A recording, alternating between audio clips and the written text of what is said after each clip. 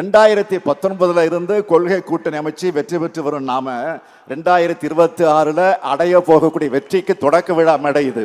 என்னை சந்திக்கிறவங்க உங்க வெற்றிக்கு என்ன அடிப்படைன்னு கேட்டா எங்களுடைய தோழமை உணர்வுதான் எல்லா இடத்திலையும் மறக்காம நான் பதிவு செய்கிறவன். நான் ஏன் தமிழ்நாடு சட்டமன்றத்தில் கூட பதிவு செஞ்சிருக்கிறேன். ஊடக நண்பர்களுக்கும் எதிர்கட்சியினருக்கும் நான் சொல்லிக்கொள்ள விரும்புவது, கருத்தியல் கூட்டணி அமைச்சிருக்கக்கூடிய எங்களுக்குள்ள கருத்து மாறுதல் வரும், ஆனால் விரிசல் வராது. எங்களுடைய ஒற்றுமையை பார்த்து எரிச்சலோடு இதுல விரிசல் வருமானு சில எதிர்பார்த்துக்கிட்டு இருக்கலாம். அவங்களுக்கு நான் சொல்லிக்கொள்ள விரும்புவது, உங்களுடைய ஆசையில தான் மண் விடுமை தவிர எங்கள் கூட்டணியில் விரிசல் விழாது. தோழமை கட்சி தலைவர்களே, என்னை முதலமைச்சர் நாற்காலியில் உட்கார வச்சவங்க நீங்க. உங்களை எப்பவும் என்னோட இதய நாற்காலியில் நான் உட்கார வச்சிருக்கிறேன். நான் உங்களுக்கு உறுதியோடு சொல்லிக்கொள்ள விரும்புகிறேன், நம்முடைய ஒற்றுமை தான் தமிழ்நாட்டை காப்பாற்றி இருக்கு, தமிழை காப்பாற்றி இருக்கு, சமூக நீதியை காப்பாற்றி இருக்கு, சகோதரத்துவத்தை காப்பாற்றி இருக்கு, ஒற்றுமையை காப்பாற்றி இருக்கு, ஏன் ஒட்டுமொத்த இந்தியாவையே காப்பாற்றி இருக்கு.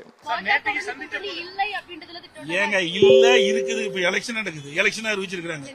அது வேண்டாங்க. போன தடவை 2 எலெக்ஷன் நடந்தது. 2019 நடந்தது. எப்ப கூட்டணி அமைச்சோம்? 2021 நடந்தது. முதல்ல நீங்க சிந்திச்சு பாருங்க. எல்லாமே தேர்தலுக்கு நெருங்கும் போதுதான் கூட்டணி அமைப்பாங்க. கூட்டணி என்பது வேற, கொள்கை என்பது வேற. கூட்டணி என்பது வேற, கொள்கை என்பது வேற. கூட்டணி என்பது வேற, கொள்கை என்பது வேற. எங்களுடைய கொள்கை எப்பொழுதும் நிலையானது. கூட்டணி என்பது சந்தர்ப்ப சூழ்நிலைக்கு தகுந்த மாதிரி மாறும். கூட்டணி என்பது சந்தர்ப்ப சூழ்நிலைக்கு தகுந்த மாதிரி மாறும். சந்தர்ப்ப சூழ்நிலைக்கு தகுந்த மாதிரி மாறும்.